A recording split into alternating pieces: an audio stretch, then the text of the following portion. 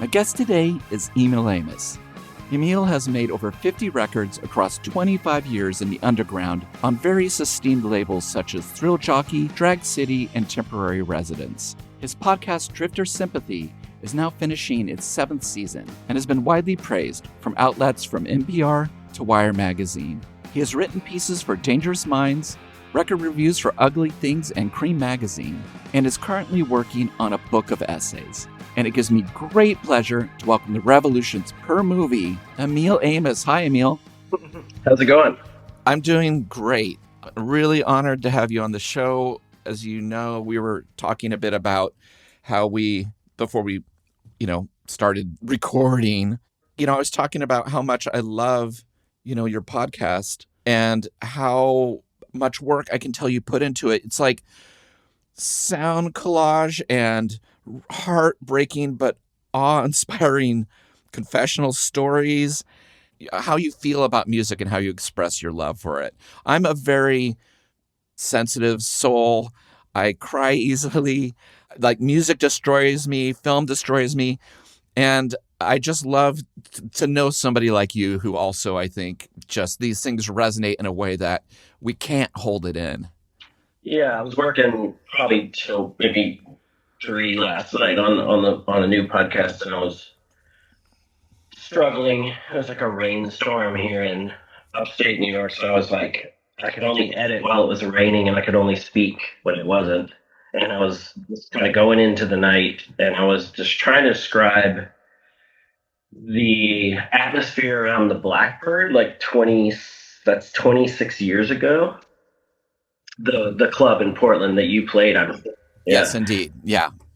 And I was trying to get into kind of the most shitty, vulnerable time of your life when you're trying to figure out how to be on stage and be natural and really just be yourself, not be interrupted by the process of the sort of the bad side of showbiz, which is virtually impossible. So I was trying to get into that, and I think you're sort of striking in on this thing that I was really struggling with, because I want to create the hardest types of episodes or create the hardest things to possibly explain to the layman or any soccer mom listening that doesn't have any reference point for Nurse with Wound or whatever right.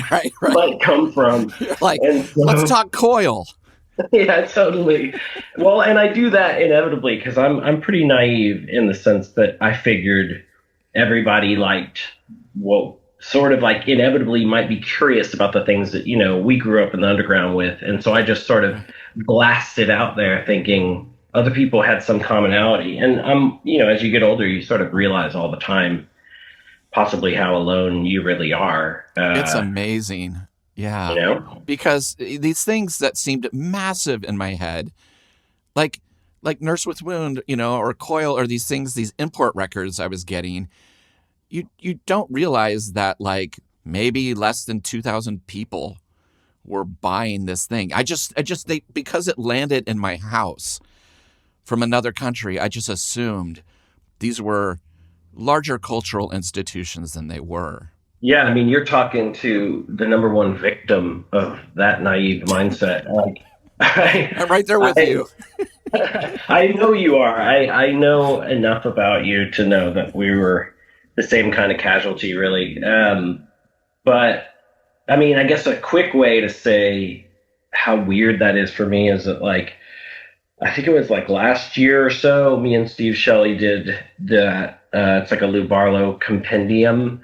And for me, of course, those 7 inches were they were as big as the Beatles to me. They kind of taught me how to build your own planet and how to build your own, well, essentially your brand, if you want to call it that. But intellectually, it hit you, and then you could carve out your own world, which is what happens to every great musician. I mean, Robert Pogg's a great example, but you're a fan first, and then you create a second world off the back of that. Absolutely. Totally. And so when I was putting it together, it occurred to me, it wasn't a shocker. I always knew, I guess, but maybe I was reordering one of those Lou Barlow and Friends 7 inches to sort of not necessarily source the audio, but just sit with maybe his Bryan Adams cover and be like, oh, I don't think I had this on LP in the first place. And so I was like kind of going back and collecting different things. And most of the time, all those 7 inches were pressed in maybe 400 copies, maybe at the most. Exactly. And that's it. Yeah. No repressing, no record store day. And so when me and Steve Shelley were talking about it, I think we probably talked about it for 3 years or more. And then we ended up pushing it through because it's just kind of like, why shouldn't this exist? And in a sense, capitalism is that environment where you can put the cart in front of the donkey and sort of create a market for something potentially, I'd like to believe, that needs to be put in front of people. So that challenge was fun, but like just swallowing that 400 people even had those records, just seems like a tragedy, a cultural tragedy. Yeah. Yeah, I know. I mean, and you mentioned Guided by Voices, spending time with Bob. It's just like, yeah, I mean, this is a band that couldn't give away their records for years. Like their friends wouldn't take them. And now these records are worth so much money. But it's like, he's like, take a propeller, please. You can have 5. And his friends being like, I'm good. I don't have a turntable, and just being in kind of this weird, lonely space where, I don't know, but I think it's also, I'm really glad that I came up in the 80s so that I had an innocence going into the 90s where expectations had changed. Like I knew what it was like to play to empty rooms, and I knew what it was to play to rooms where you were surprised people came out. But I didn't hang my life on that, you know what I mean? And I feel like in the 90s when it was like, oh, I can be a careerist with this, but what does that mean? I don't have any control of it still. I still felt like I needed like a label, and I needed a booking agent, and all these things that I didn't have in the 80s all of a sudden were like there. And it was a very confusing time. So I do still feel really glad that I can just be like disappointed in my own terms of like my audience. Like I don't need it to be huge. You know what I mean? I'm satisfied as long as I get to do what I want to do and control it all the way to the end. Does that make sense? Yeah, it's funny. I mean, no, it makes perfect sense. It's just that I have so many conversations with younger people or people who are struggling probably to navigate the field of playing music or an art right now. And I mean, I constantly feel like I'm consulting somebody or something, but it's weird that like it's probably what's going on now is probably kind of identical to Minor Threat and the Pizza Pub. And I think you're right. You know what I mean? It's like it's actually behaviorally identical, but the window dressing looks different. Like everything about what the products they're selling you to like come into the, like the mullet guy behind the music counters changed. Yeah. But like the experience of making art is kind of identical. So we spend a lot of time analyzing and overanalyzing the bullshit of like, oh, downloading, blah, blah, blah. It's like really in the end, it's like there's kind of the same amount of people in the room as there always was. I totally agree. And when people tell me like, I don't know how bands are doing it, I said, well, they're doing what I did, which is sleeping on floors again, eating poorly, hustling for work, quitting jobs to go do what they want. It's like, yeah, and that's like beyond downloads, you know what I mean? These are people who are just like, they're just passionate about being a weirdo again. And I just think there's more like youthful expression happening now in like in a really honest way. They've moved beyond careerism in it. Yeah, there was a little valley a couple of years ago. It felt like definitely a few years ago I had friends that I can't remember if somebody I knew like worked at Guitar Center and they're like, we can't sell guitars. And, it's all DJ equipment, whatever. But there was a valley for sure, like a few years ago. But like the motherfucking young bands are back. Like there's no valley anymore. It's a pretty oversaturated field. And if that means that people are happy making art for art's sake, then yeah, we're kind of back to the beginning. The other thing that I wanted to talk to you about with your podcast is I really appreciate that it is a very theatrical experience, an emotional experience listening to your show. And also I love that you never know when it shows up what the subject matter is going to be. Kind of when you get comfortable in one episode where you're like, okay, you're really sharing, you're just being really honest and frank, and sometimes it's really harrowing. And then the next episode just shifts gears. It works, but I think a lot of it is because I'm not watching you on a screen talk about yourself. That is just in my head, like, who is this person? What does he look like? What is the room? What is the size of this thing? Are they in a closet?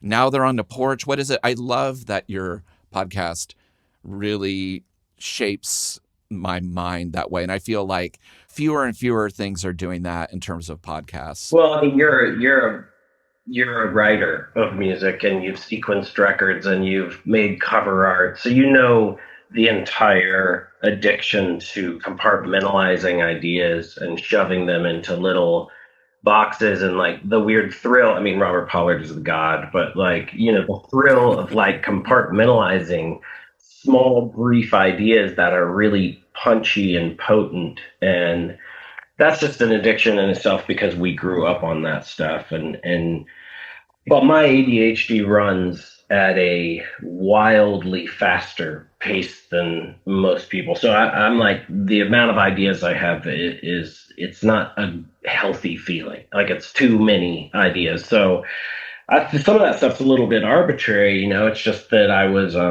compartmentalizing little book chapters to try to get them digestible. The idea has to be, to me, I have no reference point for this. My podcast isn't based on podcasting or anything. Right. Maybe it's more based on like little essays by Sartre or something. I don't know. You have to prove your point inside that chapter and get out. And you have to get out fast, like Robert Pollard. You get in and out, and the faster you get out, the more your point seems to like resonate, and you have a confidence about you. You edit out all the sort of qualifying statements that, like, you just leave what is the most seductive. And I think there is kind of I don't know if it's a sexual energy, but there is kind of like this alluring energy of like removing things so you can't see too much. And eventually you delete such important things that you only leave the moody bits. And you find, I think, that it's not even really a very technical process. It has a lot to do with like how you say something. Even just the tone of your voice could outweigh your point. So in the end, you're right. It's like you are either directing a film, or it's a different kind of hybrid. And obviously I'm not in a school, and that's kind of my problem with music. If I wanted to make money or whatever, I'm never associated with anything. I'm never part of another thing. It's been a curse, it's been a very bad situation in terms of, I'm just being technical, like my labels, they wanted me, there's been a lot of them, and they wanted me to be the next Kurt Weill and all these things. And some things I just had no interest in, but I had to smile and nod and, maybe trick them sometimes, and say, yeah, no, I totally want that. But I know it's not happening. I know that I'm not in touch with that kind of public because those aren't my people. I'm not really talking to them. And so I'm living my life and trying to sort of get all these ideas in as fast as I can, unless the plane goes down or something bad happens. And I'm just, I'll smile and nod and play those parts. But at the end of the day, the product has to sell itself. And what you're reporting is that it made sense to you and it stands on its own two legs. And you don't listen to something like this because someone's going to think you're cool or it's associated with something else. You actually listen to it only because you identify with it. And that is a powerful place to be. One of my favorite things about your show is learning about soundtrack music. And as somebody who owned a video store and mostly listened to films every day I worked there, I wasn't watching them. I was listening to them, right? And I really love just how much they mean to you. And you said a great quote in one of your episodes. You said you developed a firm addiction to soundtrack work and composers because you realized that these guys were the ones truly getting away with murder. The concept of being able to make a song that basically sounds like you grabbed a traditional Japanese koto guitar and throw it into the hands of some random stagehand that's hammering away at it, making total discordant noise, but doing it for the effect in the right scene where the schizophrenic killer finally shows his face and comes down out of his tower. And you're talking about things and composers and films that even a former video store owner is like, wait, is this real? Like the first time I heard you talk about soundtracks, the first half of the episode, I'm like, I think this is made up. I think this film doesn't exist. And I think he's making music and putting it over it and then I was like, no, I know this composer now. So can we talk a bit about soundtracks and what they mean to you and maybe some that our listeners could really get a thrill of checking out? I mean, that would be such a psychotic level of effort to go to make all this fake music.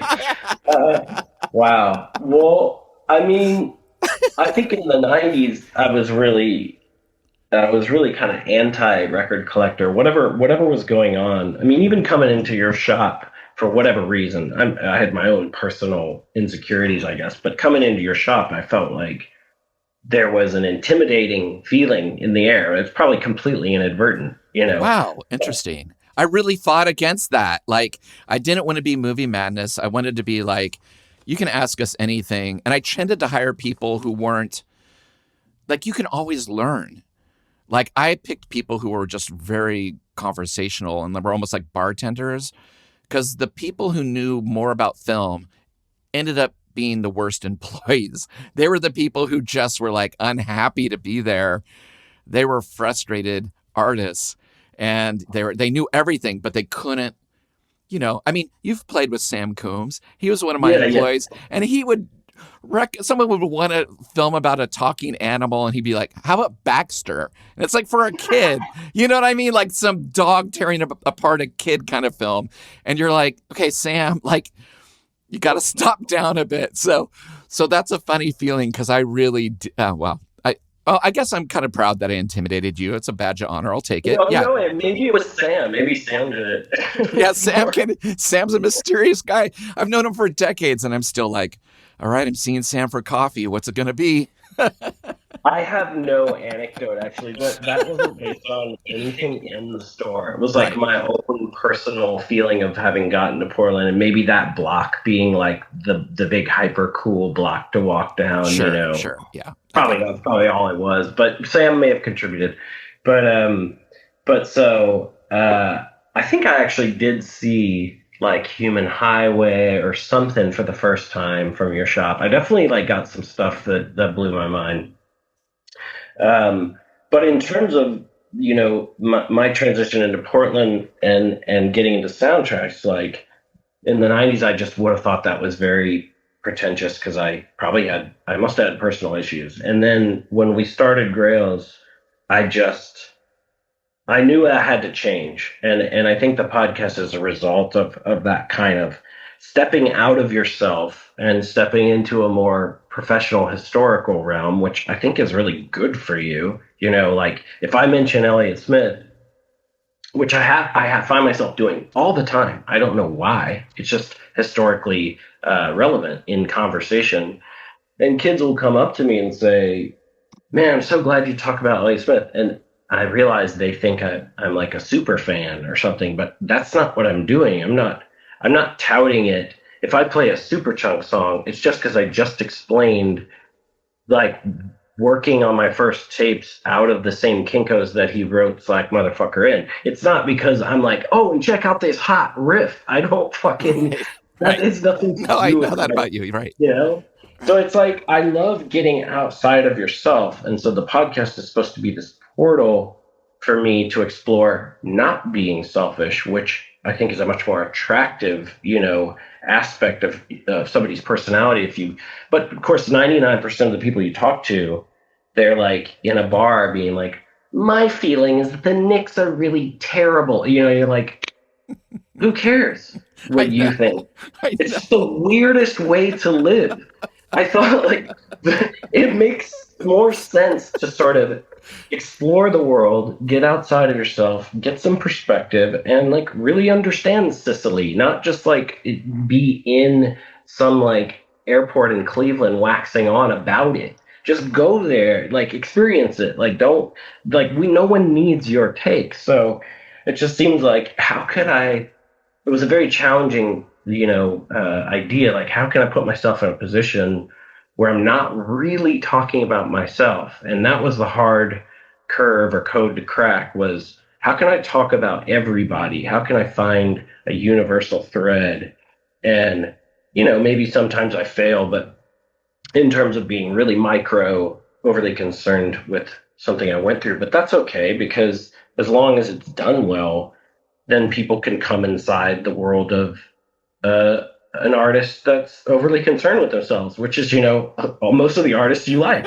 So I can be really flexible and turn into a navel gazing idiot, or I can turn into a professional historian. But like Right. sometimes it depends on what is called for, and I like to be in uncomfortable situations and if something's hard to do, I have so much respect for it. So I want to push myself to get closer to that kind of Morricone thinking, which is this isn't about me. This is about the scene. This is about how well can we render this emotion.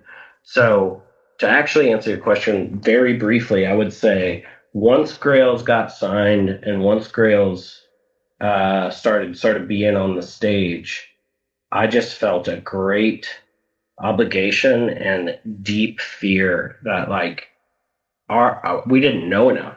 We didn't know enough at all, and we were gonna come off looking like fucking assholes. And so I was like, dude, I've never had like a true Morricone phase, in 2001 or whatever. I was like, okay, it's time. I got to get to work. I have to do like serious elbow grease and that obligation to get in there and not embarrass us was what drove that soundtrack lust that turned into I wouldn't say unhealthy addictions, but like, we travel the world and we spend most of our time buying records, and losing a lot of money.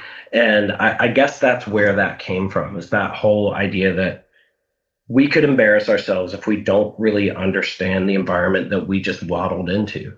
Was it easy to find those at a time? Because nowadays there's so many reissue labels just doing specific obscure soundtrack things. But like in 2001, 2002, was it like a buyer's market? Could you find these things just pretty cheap, or were they just impossible to find? To me, I just feel like I didn't know many people talking about soundtracks. Right. No, I would say it was impossible to find if you're talking about that particular pocket, because the internet wasn't raging yet. But your brother's store really helped, honestly. Like, I can recount the different great experiences I had in his store. Weirdly, like a few life changing experiences. One that's really obvious to me is that right before I guess it was our first European tour, Southern Records wrote from London and were like, "Do you guys want to record in the Southern studios where Fugazi and Lee Scratch Perry and all the X and all these people had recorded?" And I was just kind of like on a break at the homeless shelter on Gleason, and nobody else wrote it back, and I was just like, yes, we'd like to record there. They were like, "You're not going to make money that day, so we understand if you say no." I was like, "No, we want to record there." And that day we were so disorganized, we didn't have anything ready.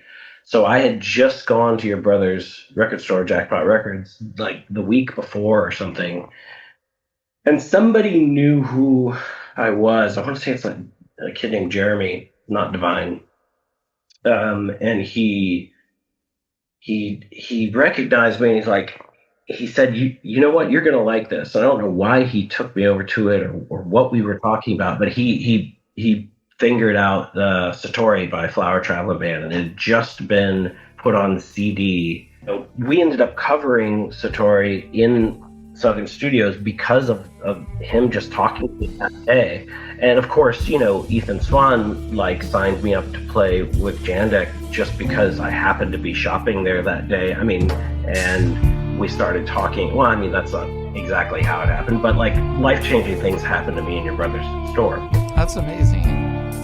Yeah, it's hard for me to explain this point to people because people generally just want to hear something that makes them feel good, and like I first of all, I don't relate to that. I want to feel uncomfortable. I love that feeling, but what I mean to say is that I just love things that are difficult to do. But that doesn't mean I was good at doing them ever in the first place, or I mean, I didn't have any patience, probably much less than you did back in the day. So I think I experienced it exactly the same. I was just ADHDing around, and I didn't, if I heard, film music, I would have been like, I just wouldn't have had any connection to it. But once I realized how difficult it was, and I retained that from jazz class in high school. So I would be running around. I wanted to play in my hardcore band. And then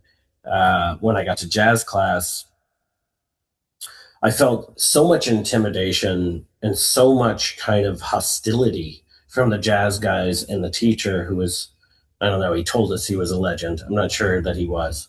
Wow. Yeah, he always would say something like, I'm one of the 6 greatest saxophonists in the country. I don't know where he got that stat, but he was brutal, and he'd make fun of you, and he'd make you want to quit music. And, we all kind of, as little boys, learn to like that. We learn to like our prison guard, and they beat us, and we look up to them.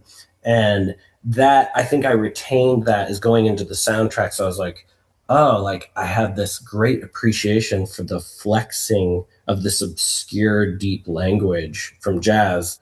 So I kind of brought that over to it. And I think once I found the patience to sit with it, that's what I was so intimidated by, was the patience that the writers had to kind of evolve atmospheres. And I was like, bingo, this is something I am not good at. I felt that I was terrible at that. So my whole career has been moving towards that, more to medicate my ADHD and just learn about, am I good enough to go in this territory? I want to, flex my vocabulary. So the last Drag City record I did was called Zone Black. Those types of records are all completely just to see if I can develop the patience like Morricone had, because I'm just so jealous of what he accomplished with that attitude. There was a guy, I can't remember his name, Ivor. What was his name? Slaney, yeah. I loved just the way you described like the sleazy nature of what he did.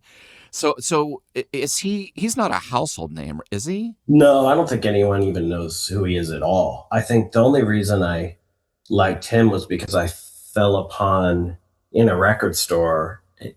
It could have been your brother's. It was a used record. It was called Prey. It's the most like devastatingly scary looking record. It looks like a Wolf Eyes record, and that record just threw me. And I think whatever that sleaze discovery, of mine, is just an echo of something that many people have discovered before me, which is that the lowbrow can be the highbrow, which is a John Waters thing, or some sort of, in Chapel Hill, when I was growing up, I was completely uninterested in this, but we had something called Sleaze Fest, but it was downtown. And of course, Flat Duo Jets and Metal Flake Mother and all these bands, Family Dollar Pharaohs, would all play this kind of music that was related to B-movie music. And the balls that they had, especially Dexter Romweber, who obviously inhabited a realm that was not normal, uh, to be living as though you are Gene Vincent in the Bebopalula era, like in a shack that was barely standing up and just like chilling out with your 45s of, you know, Richie Valens and all these people. It didn't, it really made no sense. I know that people have tried to figure out a way in which it does make sense, but it did not make sense. Like when you experienced him, it was another planet. And so growing up around that stuff, I guess thrifting was like such a big deal when I was a kid, as you remember, one of the main things I miss the most about the 80s and early 90s, but like that seems to be going away in some ways in terms of the stores. But thrifting was such a big thing, and obviously like the way the beat happening and all those people were taking from the Cramps, who were, it was just like that kind of like B movie texture was billowing out. And I've always wanted to ask, Dexter, I guess I didn't have time to do it, but I've always wanted to know, like, who was it that basically was the first to say, no, cheap guitars and shitty instruments are better than nice ones. And the Cramps is the only thing I can come up with, really, besides, obviously their heroes, but I mean, Hazel Adkins just had what he had. So I don't know how that all works. But the first hipsters that were like, basically like, nah, fuck all the technologically current shit, Right. that's such a dope attitude. And I definitely think I'm one of that family, but I'm somehow different and never seem to fit in any one category. It's like if someone came up and was like, you're a skateboarder, or you are a hardcore kid, or you liked Metallica. I mean, nothing would be right. Like nothing ever seems to fit me right. And so with that culture, it was around, but I think the cassette 4-track is the only way I can even remember thinking my own personal connection with like cheapness. You can make a record essentially for free for the cost of a tape, and that being the full thing, that being your full War and Peace. You don't have to go rewrite it, re-record it. Like, I think that visceral understanding was probably the most powerful enabler for me. And look at what I do now. Like, I still don't have to play the game. I can still use the same equipment from that time. Now the world came back to people like me, and now homemade is actually like the baseline. It is. It's amazing, isn't it? Oh my God. Well, it's so funny. You mentioned Jandek earlier, and my brother brought Jandek to Portland right when he was starting. He'd only played a few shows, and I'm not really interested in like asking you like, oh, what was, Jandek like? My brother, he's my brother. He's done a really good job even with me of just being like, he doesn't want to share too much about his time reissuing records with Jandek. He really honors it. But I was at that show, and it was a really incredible show. But it was so funny because I knew somebody afterwards. I walked into a bar afterwards, and this person was so angry at that show. Was like, that was the biggest piece of shit. Fuck that. He was so angry. And it was kind of remarkable that the show that I was watching him spend 2 minutes to walk across the stage to complete silence, open up his guitar case, put on the guitar to then go, and there's the sound. I just wanted to know like the feel of it, maybe. Like, was that a hard thing to do? Was it freeing? What was your feeling doing this show with Jandek? I think it's like one of the most accessible, like groovy things Jandek ever did with the backing vocalists and Sam Coomes on bass and you playing drums. I'm not saying it was like pop, but it made so much sonic sense that night. Yeah, no, I never demythologized it. I don't have any part of myself that was like, oh yeah, it was just so normal. It was like so not normal. But that was 20 years ago, probably today-ish, almost, Yeah, and then you play with them like 20 years later. Yeah, well, that was, the recent show we did, we got Sam back too, and I flew all the way out there to Portland again. That was very confirming because the first two we did Portland, Seattle. That Portland show was the most, just one of the greatest. It's weird. I was on stage because to me it was like one of the greatest shows in Portland history, and I felt I agree. Pretty confident about that. But then the Seattle show was not as triumphant, even though it was good. And then the new one that was just maybe 2 years ago in Portland, that was really important because a lot of the same stuff happened again in a different way. And he and his lady friend, I guess his girlfriend, I don't know if they're married, were very confirming in what I was bringing to the thing after the fact, even in some messages we've talked about what went on that night. And I think calling it pop is a huge compliment, because if it is the most pop that he's ever sounded, I just think that's really cool, because it always seemed very obvious to me that if you're an avant-garde player, you should try to go towards pop, and if you're a pop player, you should try to go towards the avant-garde. I mean, why stay still? Yeah.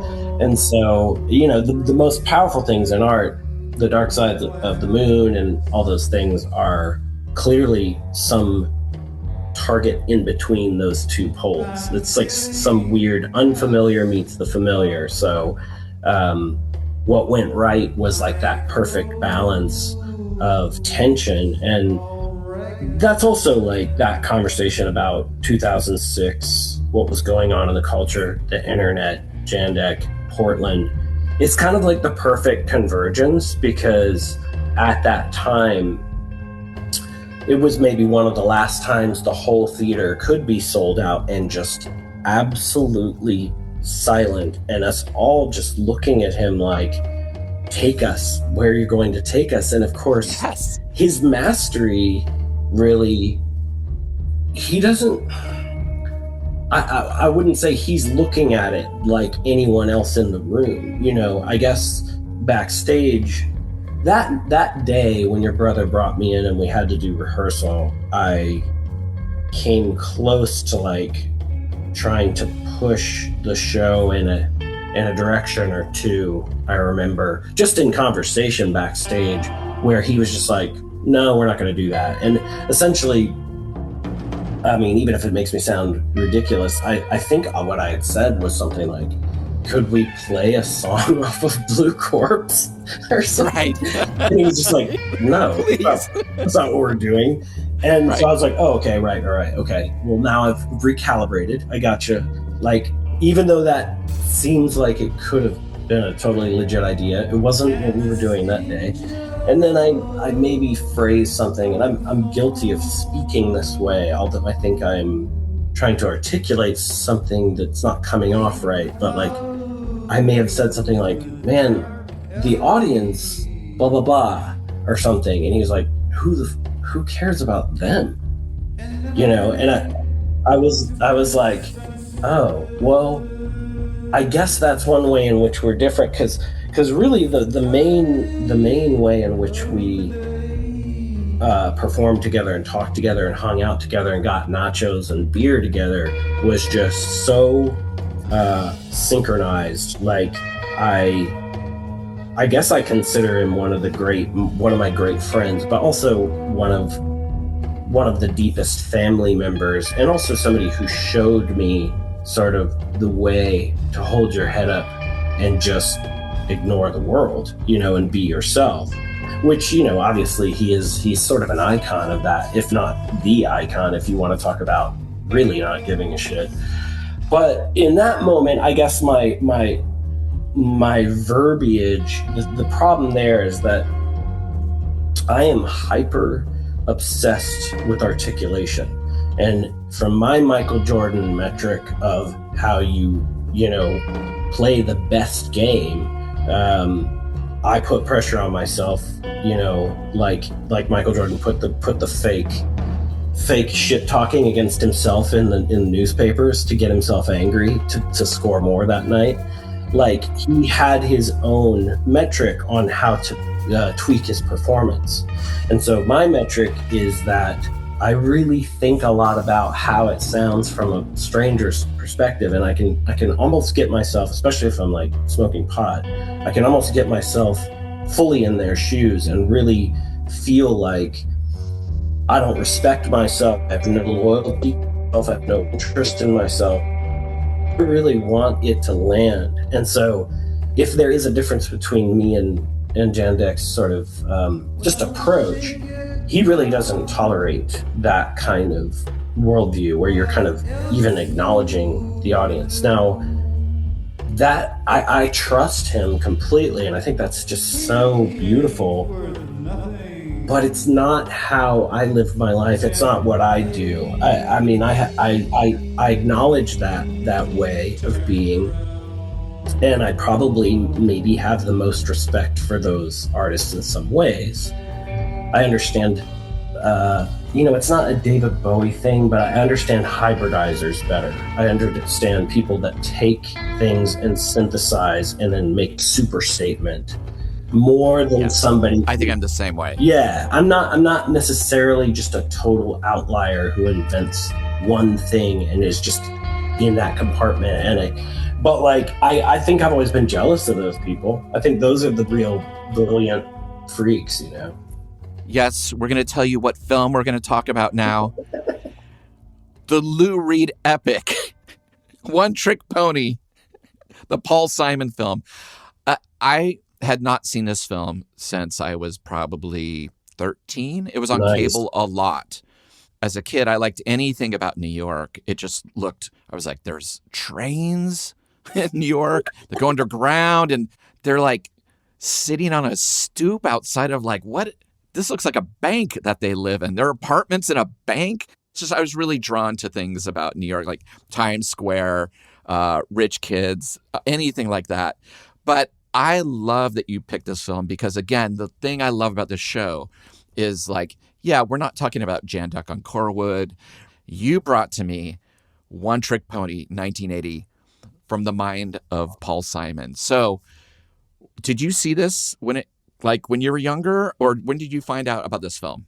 Oh, I might have. If I did, it was because he was kind of my mom's favorite and probably the favorite of most of her shitty boyfriends that were just not that interested in my world. They were always preaching, trying to tell me about Miles Davis' Birth at the Cool. It was the most played out boomer thing, right? So One Trick Pony would have fit right in to their boomer dissertations. But that's the beauty of the movie, is that it has every reason to seem like a boomer mistake. And it's totally, I think, transcends. I'm not going to tell people it's like, more arty than Three Women, or like, I'm not going to tell anyone. No, right, sure, yes. Rush out to see it. But I think it stands the test of time. And I think Paul Simon has said that there's nothing about it that he's embarrassed of. And I think, as his kind of, he's not officially the director, but he made the film on every level, I think. Also, the director, Robert Young, I don't know if you've ever seen Nothing But a Man. I can't remember them. I was looking those up and I didn't know anything. It's just an incredible film. And so to find that he was part of this film and directing it really was like, oh, this makes sense. He's so good with New York.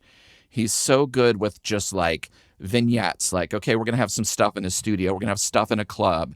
We're going to have stuff in a van. It's like, I'm like, oh, it makes total sense. Wow. Yeah. I wasn't sure how much credit to give him, but yeah, now that you say that, I guess if anyone likes the film, it probably is greatly to do with his his eye. I just thought that, you know, the subject matter looks kind of tired in the sense that he's supposed to be embodying this guy who is, yeah, it's clever to me, but like for most people, you know, some sort of washed up singer songwriter from the political 60s that is now trying to navigate the field after, well, people probably don't know this, but like the band blowing him off the stage every night on his tour is the B-52s, and they're playing Rock Lobster. If I would have known that there was footage from 1980 of the B-52s just kicking ass in Cleveland, and it's like in a Paul Simon film, I would have rewatched this many times. And one of the coolest things in it is that thing where the live footage is like everyone's really sweaty and greasy. No one looks beautiful in it. Like Paul Simon, and he's got Tony Levin playing bass from King Crimson and all this. It's just like he's not playing the Chapman stick, but its band's really shit hot. But like I like that everyone is kind of sweaty and ugly in it. But when when they come off stage to lukewarm applause, and the B-52s are backstage, like as the new wave, all looking immaculate, getting up and playing, there's an amazing shot of Paul Simon and his band on the left side of the screen, just kind of like being out of step and just waiting for the show to be over so they can get paid. And on the right side of the screen is the B-52s kicking ass. Yeah. And I've never seen anything like that in a film, showing the mental state of just being like, okay, how many more dates do we have? And the audience just were mismatched. This isn't making sense. I attribute all that to how smart Paul Simon is. I think I didn't grow up as a Paul Simon guy. Obviously, it was my mom's thing, but like I've read enough books and I'm in a place now where I mean, he's probably a type of genius. You know, just listening to him play acoustic guitar while he's writing a bridge over troubled water, whatever, you know, all his kind of jazz gospel takes on how to kind of apply his personality to the history of music was so successful in the coolest artistic way. And so I think everything in that movie that hits you like that is a transmission of his that he feels he's like going to betray his instincts are to reveal like just the basic truths of the life of a musician. And the things that connect are I think his direct statements that he's trying to bring into the film. I think the things that connect less are probably just the arbitrary things like the romantic aspects that aren't that important. This is the era of like, you know, Kramer versus Kramer, Goodbye Girl, where it's like, oh, this asshole guy, you know, you're supposed to be like, but I love him, you know, and you're like, you're kind of really unlikable. You're pretty horrible. You're pretty selfish, you know, but at the same time, like you're supposed to root for him. And it just seems like a very 1980s film of just like, oh, at some point, Paul Simon's going to lose his shit in a kitchen and have a big scene emotionally with his wife. And that happens. But it's just like, it's definitely influenced by kind of the muted, broken marriage films that were happening at this point.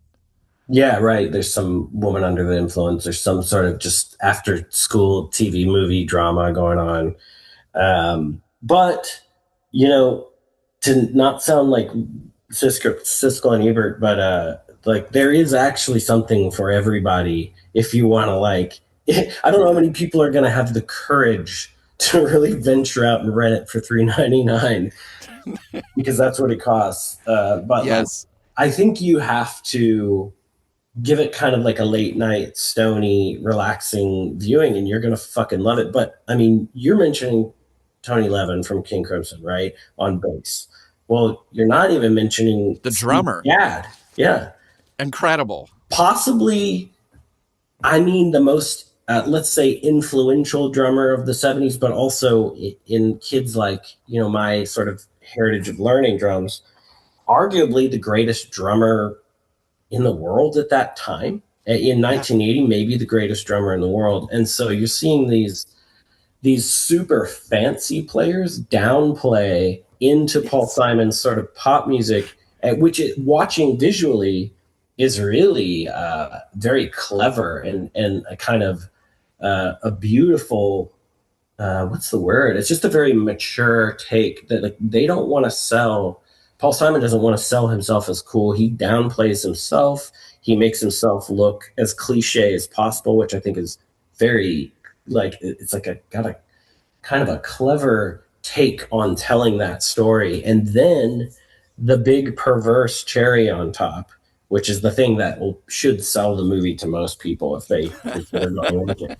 But positioning Lou Reed as his producer, incredible. I mean, dude, what? That's the craziest shit I've ever seen. Through the recommendation of Rip Torn, it's like you're there with Rip Torn, right? Who is just, so crazy and magnetic. And he's giving this kind of melting Jack Nicholson performance, as the label head. And then he just throws over casually, and Lou Reed's just at a desk on a phone. You're like, Lou Reed's in this fucking film? And you don't realize he's going to come back to actually, they're going to force him to work with Lou Reed as this producer. But at that point, I just was like, what is this movie? Like, Lou Reed's like, yeah, I'll be in it. Yeah, I'll act. It's fine. And he's really good in it. Yeah, at first it's shocking. Literally at first, it's shocking to see him there. But then as he sets in his role into the final bits where he's kind of has his big paradigm shifting scene where he kind of delivers his best part, it actually starts to make more and more sense, to the point where, like, I wonder if Paul Simon's genius is just like, he's just flexing right there, because he's making Lou Reed tell him to make a more commercial record in 1980, which is just psycho batshit like genius. So the fact that, somehow Lou Reed had done that thing, and I'm not a nerd enough for Street Hassle to understand. I think you're supposed to think he's like trolling Bruce Springsteen by letting him do a verse on it.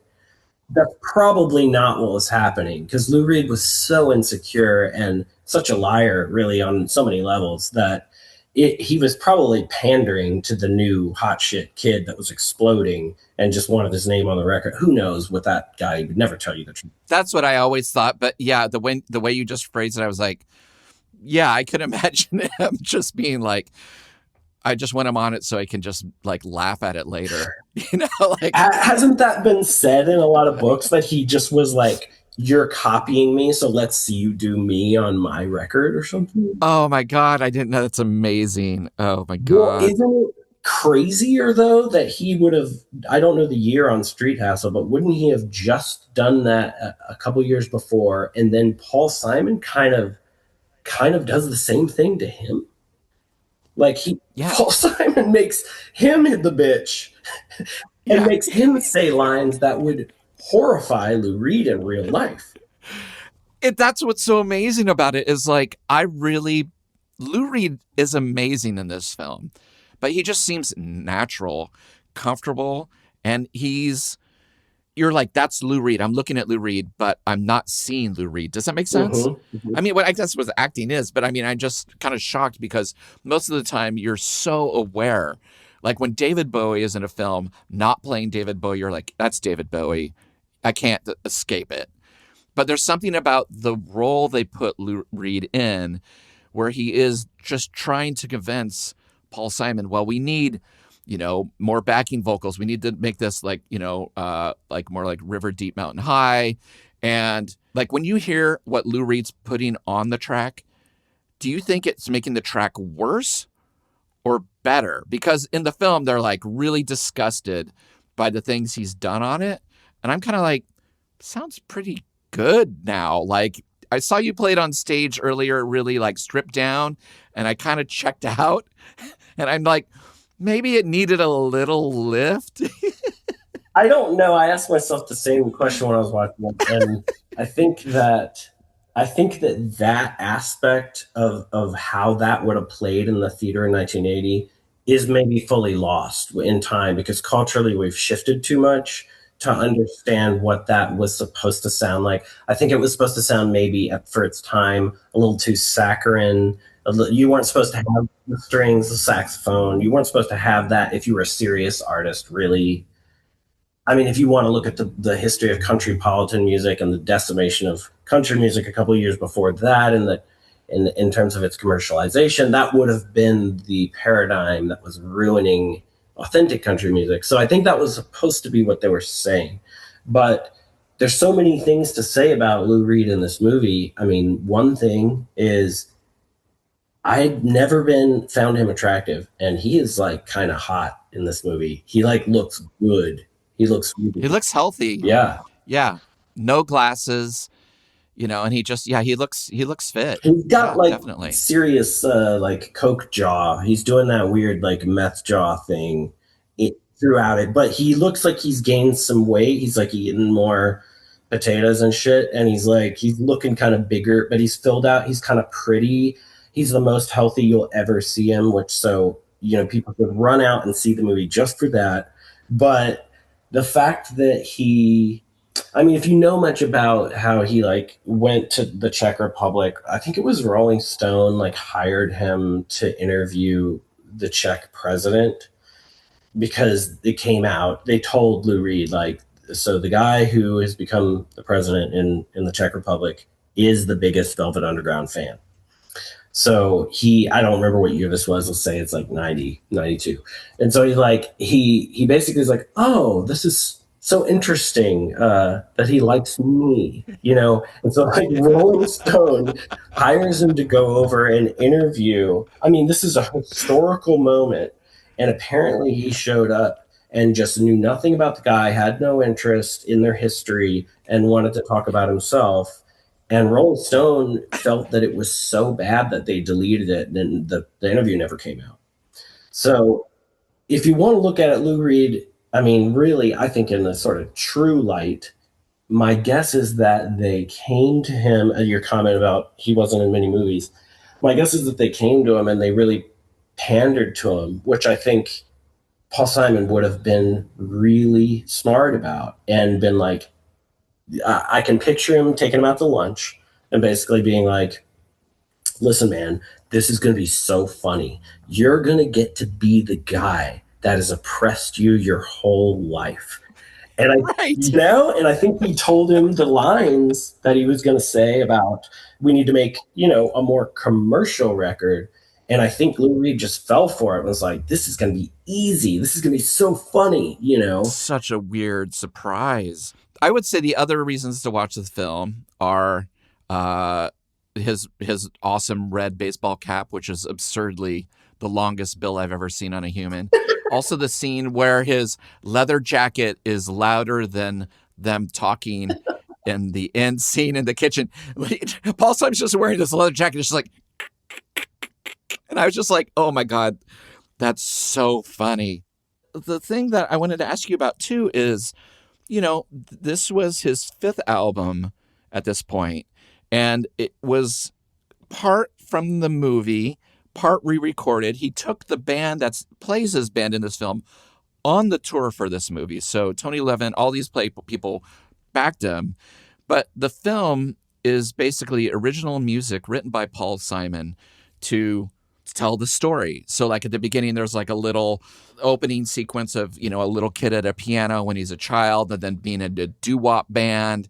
And, all the lyrics are kind of framing things, or when they're like alone in the van, just driving into nowhere, or signing the divorce papers. They're all built on original songs. But as somebody who loves soundtracks, does something like this, is it effective? Do you feel like the songs of Paul Simon help this film in any way? I mean, I think I view things usually as just as a sort of side effect of its time, so like you're in the compartment of that time. What else is going to happen? Most likely the thing that's probably of that budget and of that circumstance and of that, the particular recording trends that were going on at the time.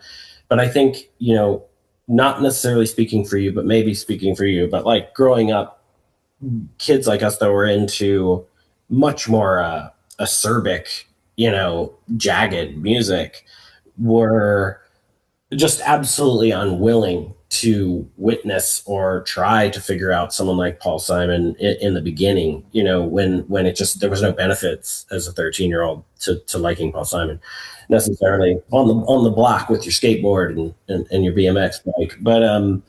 But I think that the challenge with him is trying to get down into the subtlety and really recognize what's so innovative about what he's doing.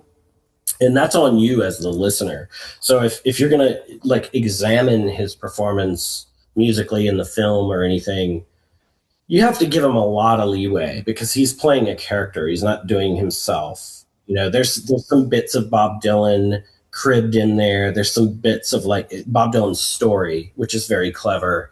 And the way that he kind of cinches it into something watchable is pretty masterful, actually. But in terms of the music, I guess I've never run out and bought this record, so I'm not going to tell anybody to get this record at all. But I think the challenge with Paul Simon is it sounds so subtle to people of our generation or younger. And I mean, I'm from Chapel Hill, so James Taylor went to my high school, and I like, no one talks about it. We don't talk about it. No one ever told me that. No one ever told me that Joni Mitchell probably wrote River over Christmas in Chapel Hill with James Taylor. Nobody ever told me any of that stuff. Nobody ever seemed to find it interesting. I don't know if we're just a town of total alcoholics, but like people didn't talk about that. But like, I will never, I will never really go buy James Taylor records because I'm still trying to crack the code on what I'm supposed to be listening to most of the time.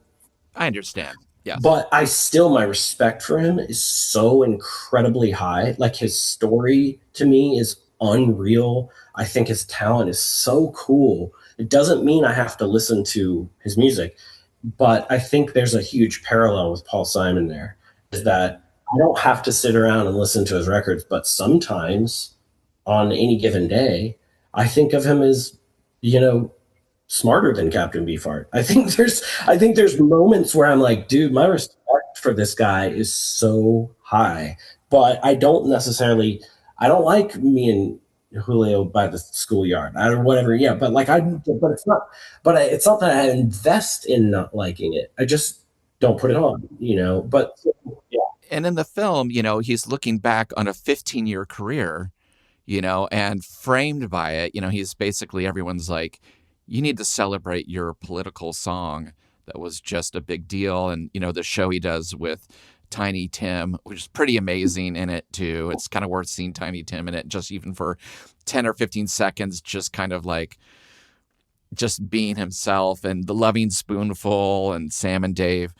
In 1980, the thing about musical legacy wasn't built in yet. It wasn't cool to be Sam and Dave and do your old hits. It was like considered a failure. And so the film is in a really weird space. You talk about it just being time and space. It is at a weird place where now people totally are excited, that the B-52s are out playing, in Vegas and doing residencies and coming to, the fairgrounds or whatever. No one looks down on it. They're like, oh, good for them. You know what I mean? They're weirdos who figured it out, and people want it.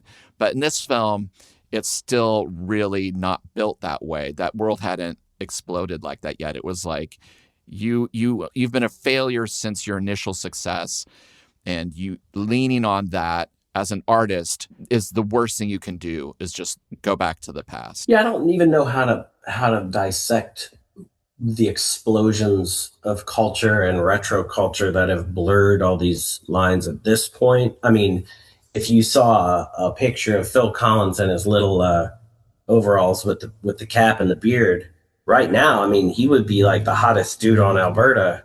working at the hottest coffee shop. I mean, but he probably was embarrassed of that look, by 1980 or whatever. But like 1980, Paul Simon, I don't even know how old he is at that point, but he is creating his own film that clowns himself, and he plays the clown. He put tons of money and time into making himself look like kind of a sucker, which is so rad. And then the way he ends up looking, even though he's playing someone who's washed up, he looks like the hottest barista on Killingsworth right now. You know what I mean? Like, looking back, why is he so hot? Like, he was supposed to look like such a nerd and such a washed up dude, but I don't know, something has warped. Culture keeps turning around and going back. He's a defiant all the way to the end in this film. Like, he just is fighting against the label. He's fighting against management. He's sleeping around. He's just kind of a troublemaker, and the sound doesn't define the trouble. You know what I mean? Doesn't like make him a troublemaker, but it is interesting. All the beats of just being like, oh, we show up, the venue's closed. Oh, bad reviews in the van. Oh, we're coming up with games to just, kill this boredom. People want to leave. Just having, you talked earlier about, sitting with a label and them being like, we think you could be the next Kurt Weill. I mean, there's a little bit of that in here where they're like, yeah, play us what you got. They're like, oh, that's nice. After 30 seconds, they're like, oh, that's nice. That's got some cool chords in it. It's really easy to look at it as a Sour Grapes film. Like, oh, Paul Simon realizes he's not new wave. He's not punk. He's not going where the new thing is. Like, when they're reading the reviews about the B-52s blowing him off the stage, they're framing it as like this new wave punk thing that's, here to stay. So it's really easy to look at it as him being like, I'm getting ahead of this story to be like, I know where I'm going with this. I'm going to be out of step soon. But that's kind of hard to do when you're like a success.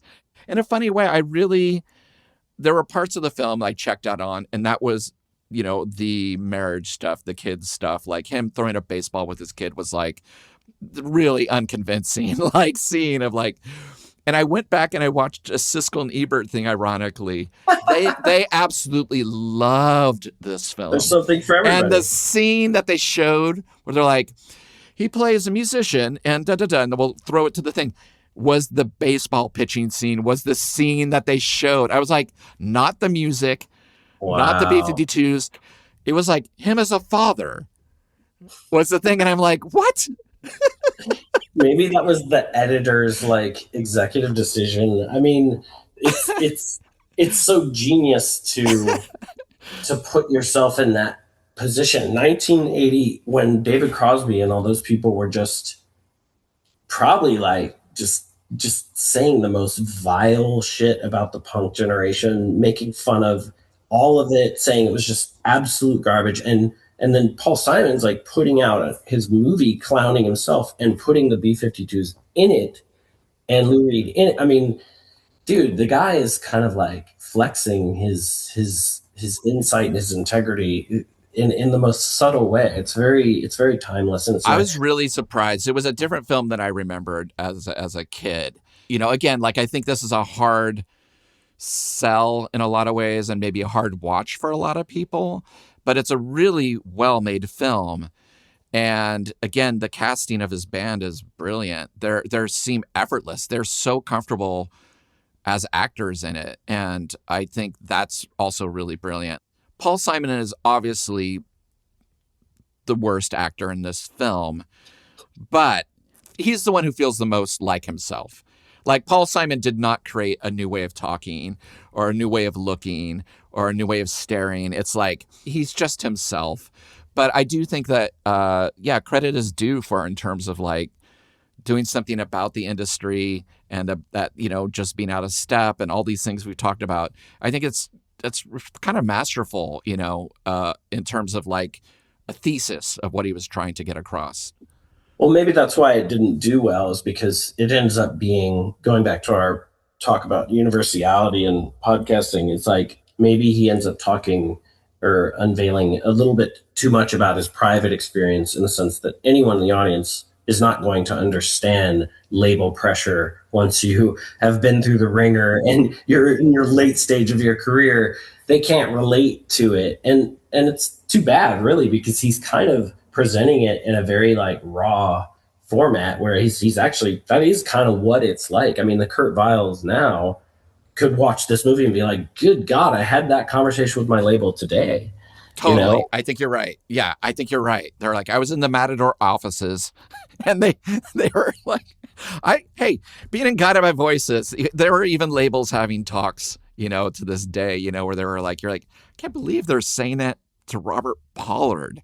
Like, just trust it. You know? Well, you were there, you were in the band. I saw that show, that one at Everybody's Pan. I don't know if you played. Oh my God. Yeah, that was amazing. Yeah. A couple, but you played that one big one. What was that, like an anniversary show, or what was that called? Bob was wrapping up the band, and so we were doing this like kind of victory tour, and we played 2 nights in Portland, and it was just bonkers. Yeah. No, I was at least at one of them, maybe 2 of the shows, but like I think that you being there for that part of his career literally mirrors some of this, right? Because he tried to go solo and he went into this exact matrix.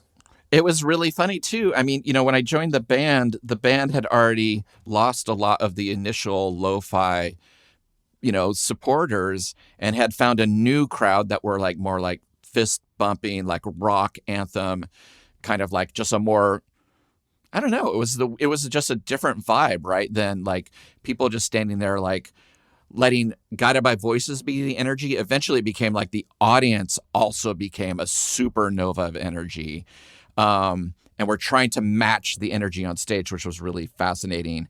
But I remember, you know, even before I joined the band, when they were doing things like Universal Truths and Cycles, and we'd show up, you know, I'd be in the van with them and it'd be like, it was hot and cold, you know, like it was like, there's not that many people here tonight. And then it'd be like sold out here.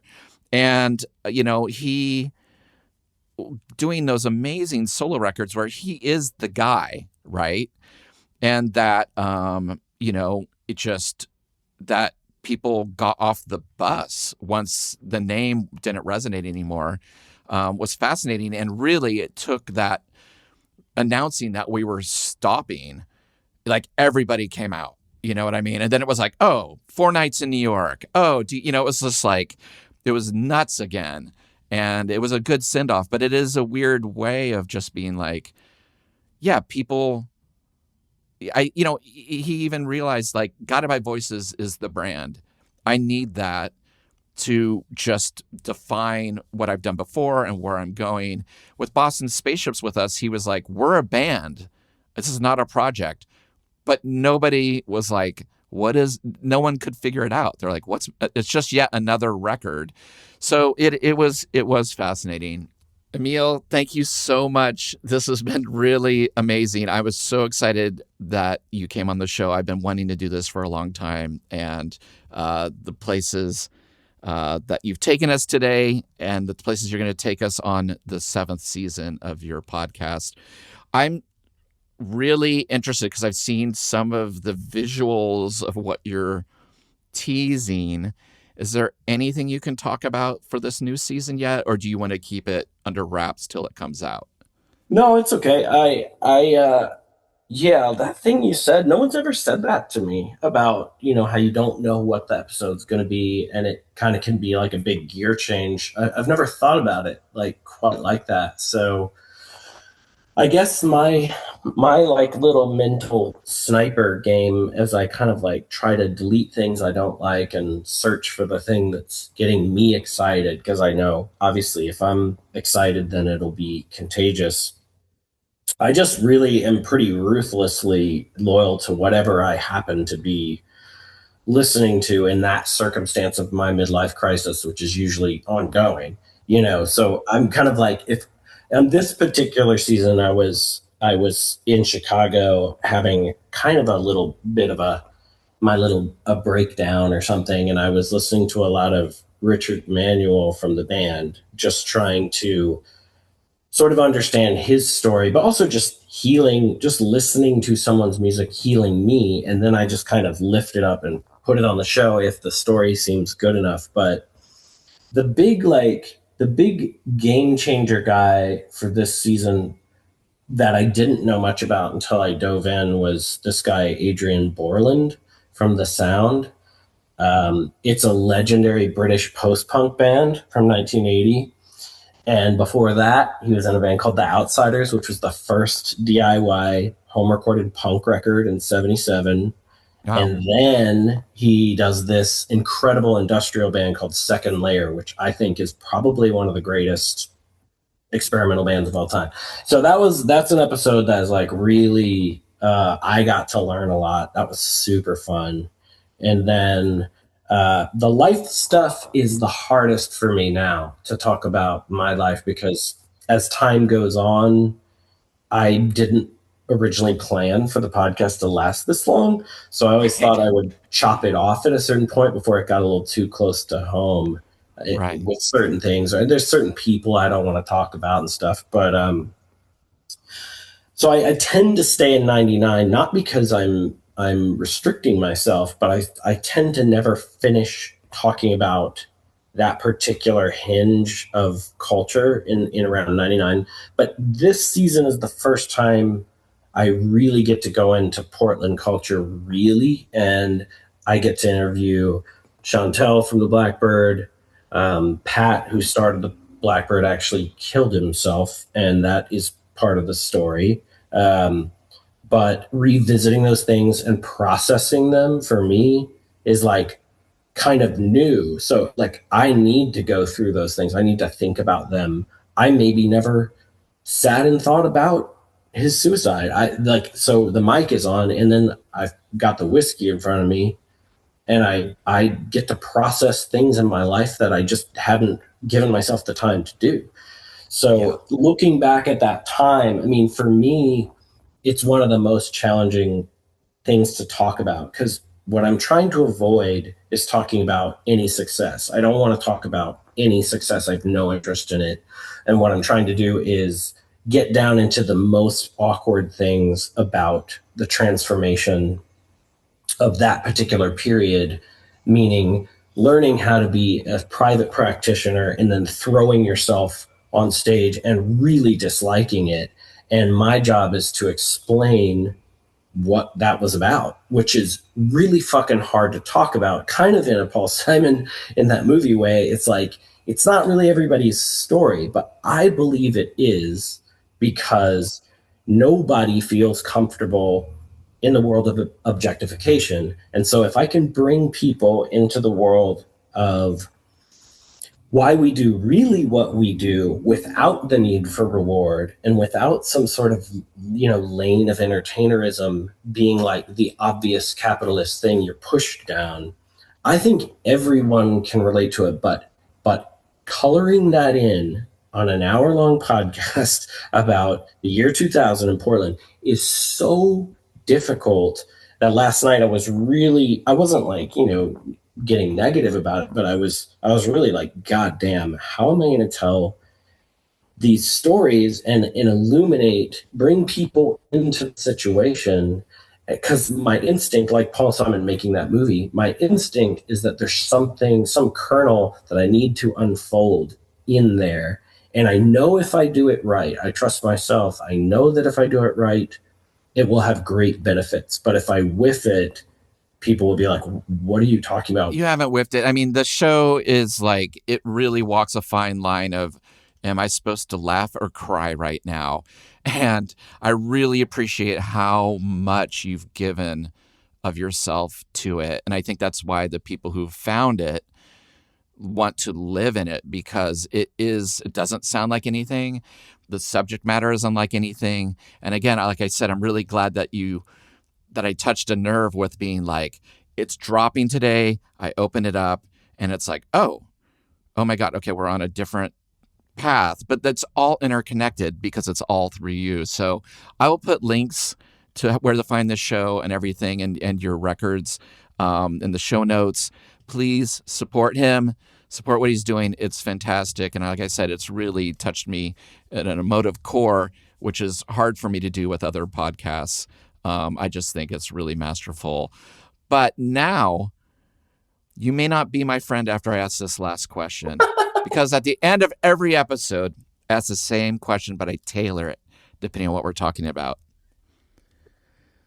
So on a scale of an argument with Lou Reed playing your producer being the lowest to 27 arguments in the studio with Lou Reed being your producer being the highest, how many arguments on a scale from 1 to 27 with Lou Reed being your producer would you give the film One Trick Pony? Ay, ay, ay. I mean, if I'm going to vouch for something, I really am picturing someone going and spending money and 2 hours of their time. So you have to be a little brutal. So I mean, really, in the history of film, with the Robert Altmans and the Long Goodbyes, this is definitely not higher than like a 6 necessarily. If you really want to go up against the Long Goodbye, or even like Bronson and the Mechanic, or something really fun. It's not going to be like super fun for you, but the thing is, it's a soothing film. And in terms of the cinematography of 1980, like watching like Richard Chamberlain and Shogun or something, it's meditative. It'll calm you at the end of the night. It's good for you. It's nice. Yes, it's got great title sequence too. When that first blood red letters come up and the way it ends, I'm like, oh, I love a sudden ending, like where it's just like title of film. I want to say he stole that from like maybe Miles Davis, like the idea of stealing your master tapes and like criminal, like sneaking away in the night, But I think you have to be fair. It's not a piece of cinematic history, and it's not a Bergman film, but it's a great chill watch. So how many arguments with Lou do you give it? I'm going to give it 6. All right. Well, the right answer, as you can see here, is 13. Oh, wait, it was out of 20? Lou. So then if it's out of 20, and I was thinking 10. Out of 27. Oh, okay. Well, 1 to 27. 13 is the correct number then. Isn't it right? Yeah, 13. Right. And there he is. And that's Lou saying it. Yeah. And he knows it. I think it's worth $3.99 to see Lou Reed do his thing. Yeah. Because it's a total conversation starter.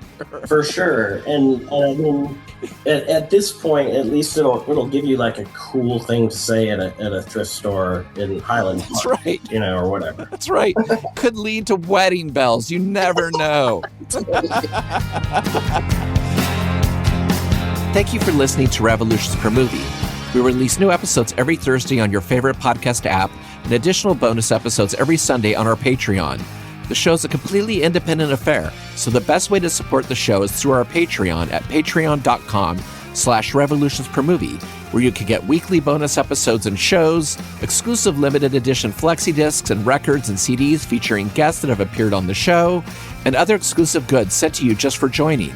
You can follow us on social media at Revolutions Per Movie and also find out more information about our various guests in the episode show notes. Thanks again, and we'll see you next week. Bye.